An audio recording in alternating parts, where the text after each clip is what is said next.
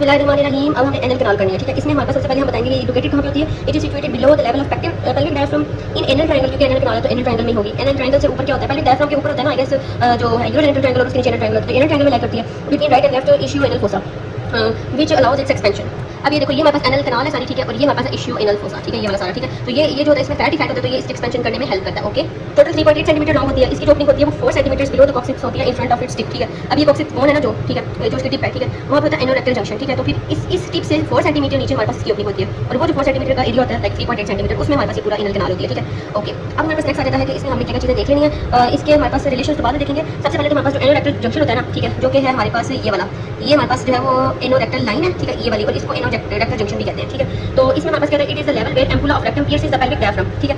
अब यहाँ पर पेल्विक डायफ्राम पड़ा हुआ है, तो हमारे पास जो रेक्टम है ना उसकी जो एम्पुला है ये मतलब वो पियर्स करती है इसको, और फिर उसके बाद it is the level of apex of prostate, ये मतलब इसकी इंपॉर्टेंस बताई है, ठीक है। यहाँ से चीज़ें होंगी क्लियर। अब हम आते हैं यहाँ पर और अब हम देखते हैं ये इस वाले एरिया सारे को, ठीक है।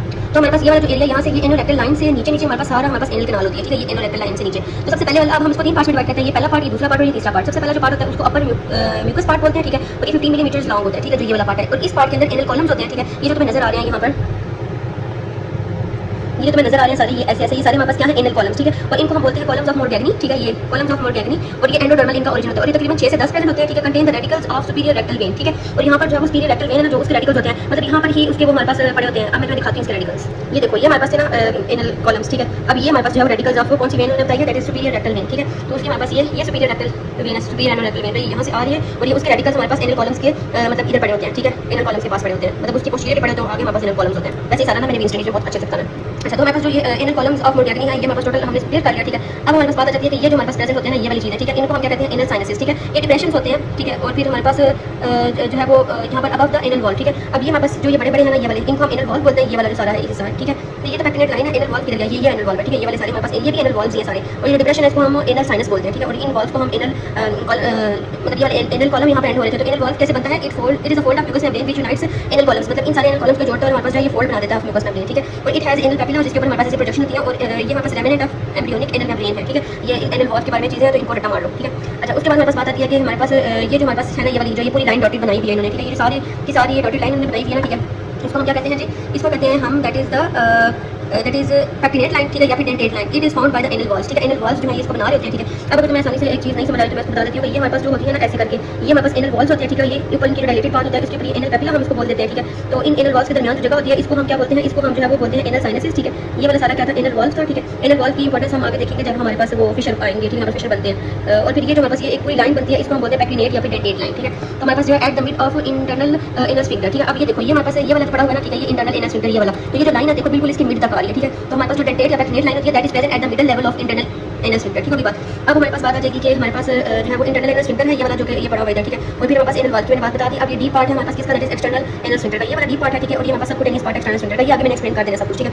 अच्छा, अब हमारे पास बात आ जाती है कि ये अपने अपर पार्ट स्टाइल कर लिया, फिर हमारे पास सेकंड जो पार्ट होता है ना उसको बोलते हैं मिडिल पार्ट, ट्रांजिशनल जोन या फिर एनल पेक्टम। जो हमारे पास पैक्टिनेट लाइन होती है उससे नीचे स्टार्ट होता है, और यहाँ पर ये व्हाइट कलर की तुम्हें लाइन नजर आ रही होगी, ठीक है। ये जो तुम्हें व्हाइट कलर की लाइन नजर आ रही है ये वाली, ठीक है, इधर तक एक्सटेंड करता है। उसके दरमियान जितना एरिया उसको पेक्टिन बोलते हैं, ठीक है। तो इसमें एनल कॉलम्स भी नहीं होते और इसकी ब्लूइश अपीयरेंस होती है, और ये 15 मिलीमीटर लॉन्ग होता है, जितना वो था उतना ही है, देखो दोनों का साइज तो सेम ही है तकरीबन, ठीक है। और फिर हमारे पास आ जाएगा कि इसमें हमारे पास दैट इज जो सिंपल स्क्वेमस एपिथेलियम है वो थिन और ग्लॉसी होती है, और इसके अंदर कोई भी स्वेट ग्लैंड नहीं होता, ठीक है, इस जगह पे, ठीक है, जो एनल पेक्टम का रीजन है ये वाला। और ये कहाँ तक एक्सटेंड करती है, एंडोकुटेनियस लाइन तक या फिर व्हाइट लाइन ऑफ हिल्टन तक, ठीक है। और ये अब व्हाइट लाइन ऑफ हिल्टन के बारे में बताया हुआ है, जहाँ पर lower border of internal anal sphincter and subcutaneous part of external anal sphincter meet करते हैं। अब हम देख लेते हैं ये बात कहाँ पर लिखी हुई है। तो ये है ना पैक्टिनेट लाइन, ठीक है। तो ये हमारे पास ये कौन सी लाइन थी, ये हिल्टन लाइन थी। तो यहाँ पर देखो, ये हमारे पास सबकुटेनियस पार्ट है एक्सटर्नल एनल स्फिंक्टर का, ये वाला, ठीक है, ये वाला। और उससे ऊपर ये इंटरनल एनल स्फिंक्टर का कौन सा पार्ट था, दैट इज लोअर पार्ट। दोबारा से बताती हूँ कि ये वाली जो सारी चीज़ें ना ये इंटरनल एनल स्फिंक्टर था, ठीक है। और ये वाली जो सारी चीज़ें ना ये हमारे पास subcutaneous part of external anal sphincter है। तो जो हमारे पास हिल्टन लाइन होती है या व्हाइट लाइन होती है वहाँ पर हमारे पास इन दोनों का जंक्शन होता है, ठीक है। अच्छा, अब हमारे पास थर्ड पार्ट आ जाता है जो ये थोड़ा सा नीचे रह गया, ये हमारे पास लोअर पार्ट है जो कि कुटेनियस होता है, ठीक है। और ये 8 मिलीमीटर लॉन्ग होता है। इसके बारे में और कुछ चीज़ बताई भी नहीं है।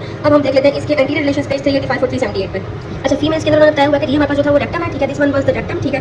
और फिर रेक्टम के बिल्कुल आगे ये हमारे पास पेल्विक डायफ्राम ने कवर किया हुआ है, ठीक है। ये और ये पेरिनियल बॉडी इसके आगे पड़ी हुई, पेरिनियल बॉडी से भी आगे वजाना का कुछ पार्ट पड़ा होता है, ठीक है। ये देखो हमारे पास ये वजाना का पार्ट पड़ा हुआ है, और ये हमारे पास जो है वो पेरिनियल बॉडी पड़ी हुई है। तो रेक्टम से आगे क्या है, पेरिनियल बॉडी एंड वजाना का कुछ पार्ट, ठीक है। ये हमारे पास रेक्टम पड़ा हुआ है। अब अगर हम मेल्स में देखें तो ये हमारे पास रेक्टम था, ठीक है, और ये हमारे पास सारी क्या है, ये इतनी हमारे पास एनल कैनाल है, ठीक है। इस एनल कैनाल पे या फिर एनएस कह सकते हैं, एनएस नीचे वाला एनल कैनाल है, ये जो इतनी नजर आ रही है, इसके आगे क्या क्या पड़ा हुआ है। सबसे पहले तो हमारे पास ये पड़ी हुई है, ये इसको बोलते हैं पेरिनियल बॉडी, देखो इसके बिल्कुल एंटीरियरली पड़ी हुई है, और फिर इसके भी एंटीरियरली और क्या क्या पड़े हुए हैं, हमारे पास कुपर्स ग्लैंड आ गया, हां बल्बो यूरिथ्रल ग्लैंड, और साथ में हमारे पास जो है प्रोस्टेट का मेम्ब्रेनस पार्ट, यूरिथ्रा का मेम्ब्रेनस पार्ट है, ये वाला जो है ना, ये यूरिथ्रा का मेम्ब्रेनस पार्ट है, ठीक है, ये वाला जो बिल्कुल इतना सा है। तो तुम देख सकती हो कि जो बिल्कुल इतनी सी जगह है ना, ये वाली सारी, ये वाली, ये इसके एंटीरियर में पड़ी हुई है, ठीक है। हम जो है प्रोस्टेट को नहीं बोलेंगे इतना हाथ पर, वो मतलब नीचे करके, मतलब वो आगे से टर्न हो रहा है ना, इसका कर्वेचर्स आ रहे हैं जो पड़े थे मैंने। फिर अगर हम देखेंगे इसकी जो है पोस्टीरियर रिलेशन में क्या है, तो हमने पढ़ा था कॉक्सिक होता है, कॉक्सिक के साथ वापस एनल जुड़ा हुआ है, एनोकॉक्सिजियल लिगामेंट, ठीक है, ये रेक्टल गलत लिखा हुआ है, ठीक है। अब लेटरल रिलेशन 394 पे हम वो भी देख लेते हैं, ठीक है। तो लेटरल रिलेशन को तुम देखोगे, ये हमारे पास था एनएस, ठीक है, तो उसके लेटरली हमारे पास ये इश्यू एनल फोसा पड़ा हुआ है, ठीक है, बिल्कुल लेटरली, ठीक है। और हमारे पास यहाँ पर क्या ये स्पेसिस तो हम बाद में करेंगे, ठीक है, तो ये हमारे पास यही पड़ा हुआ है, ठीक है, जो हमारे पास इश्यू एनल फोसा है, और साथ में और क्या है, और साथ में स्फिंक्टर मसल्स होती हैं, ये जो इंटरनल एक्सटर्नल स्फिंक्टर्स होते हैं, साथ में issue anal fossa is present, ठीक है। अब हमारे पास और क्या चीजें हैं। अच्छा, अब ये वाला जो पूरा पैराग्राफ है ना, ठीक है, इसमें हमने इसकी ब्लड सप्लाई भी देख लेनी है, इसके लिम्फेटिक्स भी देख लेना है, नर्व सप्लाई भी देख लेनी है। इसके लिए मैंने एक रूल याद रखना है, पैक्टिनेट लाइन है ना, जो इसके ऊपर और इसके नीचे की ब्लड सप्लाई भी डिफरेंट है, लिम्फेटिक ड्रेनेज भी डिफरेंट है, और साथ में हमारे पास नर्व सप्लाई भी डिफरेंट है। अगर हम सबसे पहले देखें तो हमें क्या मिलेगा, दैट इज पैक्टिनेट लाइन के ऊपर हमारे पास सुपीरियर रेक्टल आर्टरी सप्लाई करती है, और हमारे पास इसके नीचे पैक्टिनेट लाइन के नीचे इंफीरियर रेक्टल आर्टरी सप्लाई करती है। पैक्टिनेट लाइन के ऊपर इंटरनल इलियक लिम्फ नोड्स में हमारे पास ड्रेनेज जाती है, और पैक्टिनेट लाइन के नीचे सुपीरियर इंग्वाइनल लिम्फ नोड्स में हमारे पास जाती है, ठीक है। और फिर हमारे पास जो है आर्टरी, वो हमारे पास इसको वेन इंफीरियर रेक्टल वगैरह सप्लाई करते हैं। अच्छा, नहीं, वेन की बात नहीं, बात बताऊंगी। फिर हमारे पास पैक्टिनेट लाइन है ना, जो ठीक है, इसके ऊपर हमारे पास जो सप्लाई है वो हमारे पास आ रही होती है इंफीरियर हाइपोगैस्ट्रिक प्लेक्सिस से, जो कि L1 और L2 होता है, और स्पेल्विक स्प्लेनिक जो हमारे पास प्लेक्सिस होता है S2 और S3, ठीक है, उससे आ रही होती है। और इसको नर्व सप्लाई आ रही होती है इंफीरियर रेक्टल नर्व से, ठीक है, इंफीरियर रेक्टल नर्व जो कि एक्सटर्नल जो हमारे पास स्फिंक्टर है उसको सप्लाई करती है। और जो पैक्टिनेट लाइन है उसके बारे में क्या जिक्र है कि हमारे पास ये वाटरशेड लाइन है ऑफ द एनल कैनाल, ठीक है, इसके बारे में सर्च कर लो, अभी तक मैंने इसके बारे में नहीं पढ़ा। अच्छा, अब हम स्फिंक्टर्स को देख लेते हैं। हमारे पास दो तरह के स्फिंक्टर्स हैं, एक इंटरनल हमारे पास जो है एनल स्फिंक्टर, एक एक्सटर्नल एनल स्फिंक्टर, ठीक है। सबसे पहले अगर हम इंटरनल एनल स्फिंक्टर की बात करें तो हमारे पास जो ये वाला पार्ट है ना, ये हमारे पास है क्या, इंटरनल एनल स्फिंक्टर, ठीक है। तो इंटरनल एनल स्फिंक्टर के बारे में क्या बात लिखी हुई है कि ये इनवॉलंटरी होता है, ठीक है, और फिर ये हमारे पास सराउंड कर होता है अपर 3/4 ऑफ एनल कैनाल को, और ये एक्सटेंड करता है upper end of anal canal till the Hilton's line, और ये सर्कुलर मसल का कोड है इसमें। अच्छा, आप देख लेते हैं हम इसमें क्या क्या चीजें हमें नजर आ रही हैं। तो ये हमारे पास एनल कैनाल थी, ठीक है, तो ये यहाँ तक आपके पास एंड हो जाता है, तो हम अपर 3/4 जो एरिया उधर तक हमारे पास इसे सराउंड किया हुआ एनल कैनाल को, लेकिन उससे नीचे नहीं जाता, उससे नीचे सिर्फ एक्सटर्नल एनल स्फिंक्टर होता है, ठीक है। और इसकी एक्सटेंड क्या होती है, जो हमारे पास जो है वो अपर एंड ऑफ एनल कैनाल है ना, जो ठीक है, जहाँ से एनल कैनाल शुरू हो रही है, जो एनल रेक्टम रिंग है वहाँ से शुरू होता है, देखो इधर से तकरीबन शुरू हो रहा है, तो ये नीचे की तरफ तक आता है, ये हिल्टन्स लाइन तक, तो तुम्हें यहाँ पर नजर आ रही होगी, दैट इज एनोकोटेनियस लाइन या फिर हिल्टन्स लाइन, यहाँ तक हमारे पास जो इसका एक्सटेंड होता है, ठीक है, बस ये इधर तक ही आ रहा होता है। और फिर उसके बारे में और भी हमने एक बात पढ़ी थी, यही वो जगह होती है जहाँ पे हमारे पास इंटरनल जो हमारे पास एनल स्फिंक्टर होते हैं और एक्सटर्नल एनल स्फिंक्टर का जो सबक्यूटेनियस पार्ट होता है, वो उन दोनों का जंक्शन होता है, ठीक है। तो ये हिल्टन्स लाइन तक एक्सटेंड करता है, ठीक है। और फिर इसमें सर्कुलर मसल्स के जो है कोड प्रेजेंट है, और इसमें कोई बात करने वाली नहीं है। फिर उसके बाद हमारे पास बात हुई है कि यहाँ पर जो है वो जो हमारे पास एक्सटर्नल जो हमारे पास एनल स्फिंक्टर है, तो एक्सटर्नल एनल स्फिंक्टर बरक्स इंटरनल के वॉलेंट्री होता है, इसमें स्ट्राइएटेड मसल्स होती हैं, और इसका सप्लाई कौन-कौन कर होता है, S4 सर्कुलर प्लेक्सिस से S4 और फिर इंफीरियर रेक्टल नर्व से, ठीक है। अच्छा, अब हमारे पास आ जाएगी बात, इसके तीन पार्ट्स होते हैं, एक तो इसका डीप पार्ट है, ठीक है, ये सबसे ऊपर वाला, फिर इसका एक होता है सुपरफिशियल पार्ट, ठीक है, जो कि ये वाला है, और एक इसका होता है सबक्यूटेनियस पार्ट जो कि बिल्कुल एंड पे है, ठीक है, पेरिनियल स्किन के साथ ये जुड़ा होता है, ठीक है। अच्छा, उसके बाद हमारे पास बात आती है कि जो हमारे पास ये सुपरफिशियल पार्ट है वो हमारे पास जो है वो ये वाला है, ठीक है। और फिर हमारे पास जो ये एक्सटर्नल एनल स्फिंक्टर है ना, इसके बिल्कुल ऊपर हमारे पास प्रेजेंट होती है जी प्यूबो एनालिस, ठीक है, और ये बेस्ड 93 पे फीमेल्स में हमारे पास ये ब्लेंड नहीं करती एक्सटर्नल एनल स्फिंक्टर के साथ, लेकिन जो मेल्स होते हैं उसमें प्यूबो एनालिस मसल होती है वो एक्सटर्नल एनल स्फिंक्टर के जो फाइबर्स होते हैं उसके साथ ब्लेंड कर रही होती है, अब हम वो देख लेते हैं। ये हमारे पास प्यूबो एनालिस मसल है जो कि लिवेटर एनाई का ही पार्ट होती है, ठीक है। तुम यहाँ पर देखो तो तुम्हें ये नजर आएगी, ये प्यूबो एनालिस मसल थी ये वाली, और उसके बिल्कुल नीचे हमारे पास deep part of external anal sphincter है, उसके नीचे हमारे पास जो है वो सुपरफिशियल पार्ट और ये हमारे पास सबक्यूटेनियस पार्ट, और ये देखो ये ओपनिंग है इसकी, ठीक है। तो यहाँ पर तुम देख रहे हो डीप पार्ट जो प्यूबो एनालिस के साथ ब्लेंड किया हुआ इसके फाइबर्स। अच्छा, सुपरफिशियल पार्ट जो है वो अब उन्होंने ये बताया, अब सुपरफिशियल पार्ट जो सराउंड करता है इंटरनल एनल स्फिंक्टर को, ठीक है। तो ये अब देखो ये इंटरनल एनल स्फिंक्टर था ना, ये ठीक है, इसको कौन सराउंड कर रहा है, ये वाला सुपरफिशियल पार्ट है जो इसका, ये सुपरफिशियल पार्ट जो है इंटरनल एनल स्फिंक्टर को ये सराउंड करता है, इसके अंदर इंटरनल एनल स्फिंक्टर के फाइबर्स होंगे, ठीक है। अच्छा, उसके बाद हमारे पास आ जाएगी बात कि सबसे पहले तो हमारे पास जो है वो ये कॉन्जाइंट लॉन्गिट्यूडनल मसल जो होती है वो अब क्या है, तो हमारे पास उन्होंने ये बताया कि यहाँ पर ये कॉन्जाइंट लॉन्गिट्यूडनल मसल आ रही है एक ही, अब देखो ये यहाँ से आ रही है ये कॉन्जाइंट लॉन्गिट्यूडनल मसल, और ये इसके फाइबर्स यहाँ से आके इधर भी जा रहे हैं और इसके फाइबर्स यहाँ से आके इधर भी जा रहे हैं, और फिर यहाँ से सेक्टर्स में भी डिवाइड हो रही है, ठीक है। बहुत अच्छी बात इन्होंने बताई है यहाँ पे, ठीक है। दोबारा से देख लो, ऊपर से आ रही है कॉन्जाइंट लॉन्गिट्यूडनल मसल, मीडियली भी फाइबर सेक्टर्स बना रही है, लेटरली भी, और ये इधर जा रही है। अब ये जो मीडियली लेटरली बना रही है इनमें इनके डिफरेंट नेम है। पहले देख लेते हैं at the inner rectal junction हमारे पास प्यूबो रेक्टलिस और रेक्टम की जो मसल है वो फ्यूज करती है, और वो हमारे पास ये देती है, ठीक है। तो वो क्या कह रहे हैं, इनर रेक्टल जंक्शन किधर था, तो एनएस और रेक्टल ये देखो इस जंक्शन पे तो बना रही है, ठीक है। और कौन सी थी यहाँ पर, प्यूबो रेक्टलिस एंड रेक्टम की मसल्स, तो ये हमारे पास क्या थी, that is muscularis mucosa of the rectum, एक तो ये, ठीक है, इधर से फाइबर्स आ रहे होते हैं, ठीक है, यहाँ से फाइबर्स आ गए,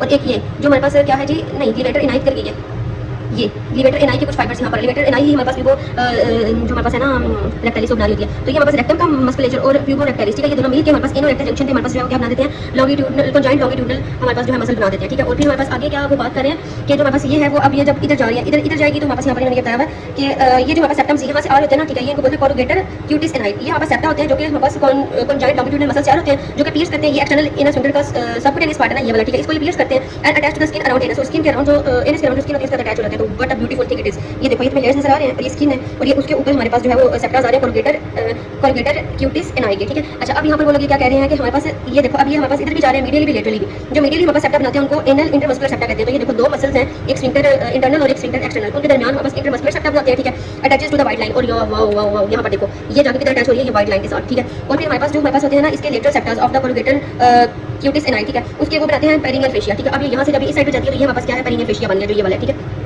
लेटरली जो बना रहा है वो perineal fascia, medially intermuscular septa बना लिया, ठीक है। अच्छा, अब हमारे पास बात एक ही रह गई है, वो है हमारे पास ये इनोरेक्टल रिंग की, ठीक है। इनोरेक्टल रिंग एक मस्कुलर रिंग होती है जो ये वाली है, ठीक है। At the anorectal junction it is formed by fusion of puborectalis external anal sphincter and internal anal sphincter. अब देखो यहाँ पर ये प्यूबर रेक्टलिस है, ठीक है, ये हमारे पास इंटरनल एनल स्फिंक्टर और ये एक्सटर्नल एनल स्फिंक्टर है, ठीक है। अब इसके भी कुछ फाइबर जा रहे होंगे, I am not sure about this, ठीक है। तो ये हमारे पास surgical division of the ring जो है लीड्स टू एनल इनकॉन्टिनेंस। अगर क्या वो कह रहे हैं कि अगर कोई बंदा की सर्जरी होती है और इस रिंग को कोई डैमेज कर देता है तो क्या होगा कि हमारे पास एनल इनकॉन्टिनेंस हो जाएगी। Ring is more pronounce posteriorly, पीछे की साइड में ये रिंग बहुत अच्छे से नजर आती है क्योंकि हमारे पास प्यूबर रेक्टलिस एंटीरियरली एब्सेंट होता है। अब हमने देखा था कि जो प्यूबर रेक्टलिस के फाइबर्स होते हैं ना मेल और फीमेल में, उनका वैसे भी मैं डिफरेंस बता देती हूँ। ये देखो ये फीमेल है ना, ठीक है। तो हमारे पास यहाँ पर देखो बिल्कुल एंटीरियर में हमारे पास ये फाइबर्स जो है वो ऐसे करके जा रहे हैं पीछे प्यूबर रेक्टलिस को, ये बिल्कुल जुड़ नहीं रहे होते एक्सटर्नल एनल स्फिंक्टर के साथ, ये बात मैंने पहले बता दी। लेकिन मेल्स में देखो कि ये बिल्कुल जुड़े हुए हैं और लेकिन एंटीरियर पे पूरे नहीं आ रहे, ठीक है, पोस्टीरियर पे पूरा आ जाते हैं।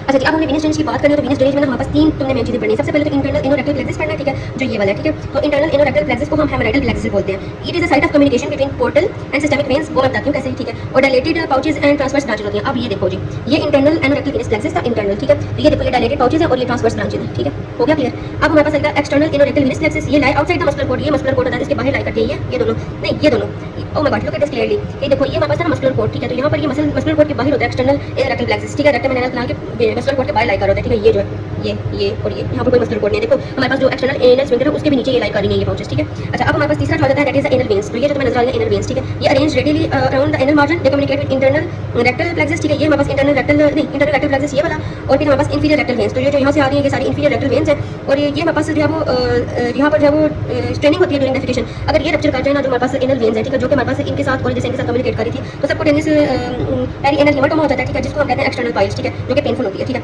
अच्छा, अब हमारे पास बात आ रही थी इस इंटरनल इनोरेक्टल वीनस प्लेक्सिस के साथ जुड़ी हुई। तो यहाँ पर जो वेन्स है अगर प्रेजेंट होती है तीन साइड पे तो पोटेंशियल है कि वो प्राइमरी इंटरनल पाइल्स डेवलप करें। एक तो 3 o'clock पोजीशन, एक 7 o'clock और 11 o'clock। अगर यहाँ पर जो हमारे पास सक्यूल्स प्रेजेंट होते हैं या डायलेटेड पाउचेस होते हैं वो बहुत ज़्यादा डायलेट कर गए, कुछ रीजन है वो मैं आपको बता सकता हूँ। यहाँ पर प्राइमरी इंटरनल पाइल्स बन जाती है जो कि इतनी पेनफुल नहीं होती। अच्छा, अब हमें देखना है कि जो इंटरनल इनोरेक्टल वीनस प्लेक्सिस है ये किसके साथ कम्युनिकेट करता है। तो यहाँ पर हमने ग्रीन हाइलाइटर इस्तेमाल किया तो ग्रीन हाइलाइटर वालों के साथ ही कम्युनिकेट करता है। तो सबसे पहले अगर हम ऊपर से देखें तो ये हमारे पास आ जाएगा कि इंफीरियर मेसेंट्रिक वेन थी ना, ठीक है, ये वाली उसने हमारे पास बनाई थी सुपीरियर इनोरेक्टल वेन, ठीक है। ये सुपीरियर इनोरेक्टल वेन थी क्योंकि इसने एनस को भी रेक्टल बोन सप्लाई करना। फिर यहाँ से आई थी, यहाँ से फिर इधर इसके पीछे से होती नहीं, फिर यहाँ से आई थी और इधर से होती यहाँ पर आई और ये इधर से जो है वो आके इसके साथ कम्युनिकेट करेगी, ठीक है, ओके। अब दूसरे नंबर पे आ रही है हमारे पास मिडल इनोरेक्टल। तो मिडल इनोरेक्टल भी देखो यहाँ से आ रही है, ठीक है, तो ये भी इसके साथ कम्युनिकेट करेगी, ठीक है। उसके बाद हमारे पास आ जाएगा इंफीरियर इनोरेक्टल। इंफीरियर इनोरेक्टल भी देखो यहाँ पर कम्युनिकेट कर रही है, ये इंटरनल के साथ भी कम्युनिकेट कर रही है, एक्सटर्नल के साथ भी। Communication between internal and external anorectal venous plexus कैसे होता है, ये दोनों जो है इन दोनों को कम्युनिकेशन हो रही है। ये हमारे पास इंटरनल इनोरेक्टल प्लेक्सिस है, ये एक्सटर्नल इनोरेक्टल प्लेक्सिस है और इन दोनों के दरमियान हमारे पास कम्युनिकेशन है, यू कैन सी दिस। अच्छा, अब हमारे पास क्या है, communication between internal and perimuscular anorectal plexus, ठीक है। तो ये यहाँ पर हो रही है, ठीक है।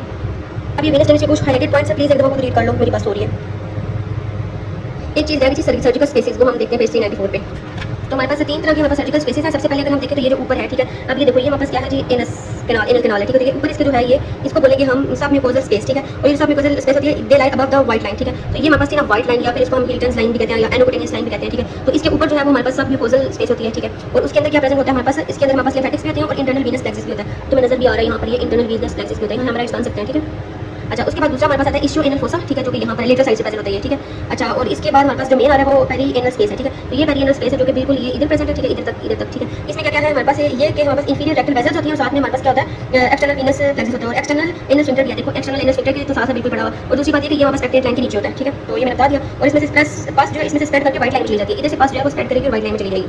अब क्लिनिकल जाएगा तो इंटरनल पाइल्स या फिर ट्रू पाइल्स होती है और सर्कुलर डायलेटेशन होती है of the internal Venus plexus, ठीक है। और अबव पेक्टेट लाइन होता है, ये पेनलेस होता है, ये ब्लीड करता है प्रोफिजली ड्यूरिंग द स्टूल और स्लीपिंग पोजीशंस में, जो मैंने बता दिया, ठीक है। वेरिकोसिस भी हो सकती है किसी दूसरे पॉइंट पे ह्यूमन में, वेरिकोसिस करती है कुछ वेन्स होती है वो डायलेट कर जाती है, ठीक है। और मतलब वो हमारे पास सेकेंडरी पाइल्स होती है। Primary piles internal Venus plexus की वजह से होती है और ये प्राइमरी पाइल्स जो होती है उससे क्या पर्पस है कि सपोर्ट ऑफ द वेन्स जो होती है ना वो हमारे पास वीक होती है, ठीक है। और फिर हमारे पास जो वेन्स होती है वो इनकैपेबल होती है resisting the increase blood pressure. और जिस बंदे को हाइपरटेंशन होगी उसमें डेवलप हो जाएगी। एब्सेंस ऑफ वॉल्स की जो हमारे पास सुपीरियर रेक्टल वेन है उसके अंदर वॉल भी प्रेजेंट नहीं है और इतनी ज्यादा हमारे पास ब्लड जाओ नीचे पता है। सुपीरियर रेक्टल वेन ऊपर इंफीरियर मेसेंटेरिक वेन थी, ठीक है, यहाँ पर, ठीक है, इंफीरियर मेसेंटेरिक वेन थी, ठीक है। उसमें से हमारे पास सुपीरियर रेक्टल इनोरेक्टल वेन बनी थी जिसको रेक्टल भी कह सकते हैं, ठीक है। और उसके बाद हमारे पास ये हमारे पास आगे नीचे से क्या बनाती है इंटरनल वीनस प्लेक्सिस इनोरेक्टल प्लेक्सिस होता है, इनोरेक्टल प्लेक्सिस, ठीक है। तो अब अगर इसमें हमारे पास वॉल्स नहीं होंगे तो बैक फ्लो कोई प्रिवेंट करते हैं तो बहुत ज्यादा ब्लड इसमें पूल होने लग जाएगा, ठीक है। इस वजह से हो सकता है मतलब collaboration of veins in the sides जहाँ पे हमारे पास वो पीएस कर रहे थे मस्कुलर कोटा फ्रैक्टम को, तो वो जो हमारे पास पेरिनियल डायफ्राम होता है उसको ही पीएस कहते हैं। Direct transmission of increase portal pressure in portal systemic communication, ठीक है। और फिर कॉन्स्टिपेशन या फिर लॉन्ग स्टैंडिंग या फिर एक्सेसिव स्ट्रेनिंग एट स्टूल या फिर पोर्टल हाइपरटेंशन की वजह से हो सकता है। एक्सटर्नल पाइल्स या फिर फॉल्स पाइल्स होती है वो बिलो द पेप्टिक लाइन होती है और ये हमारे पास पेनफुल होती है, ब्लीड नहीं करती।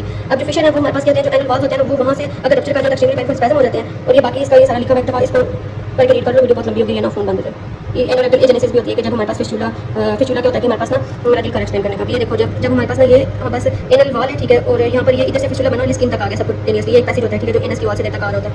और अभी कंपैरिजन टेबल भी देखने के बाद बस।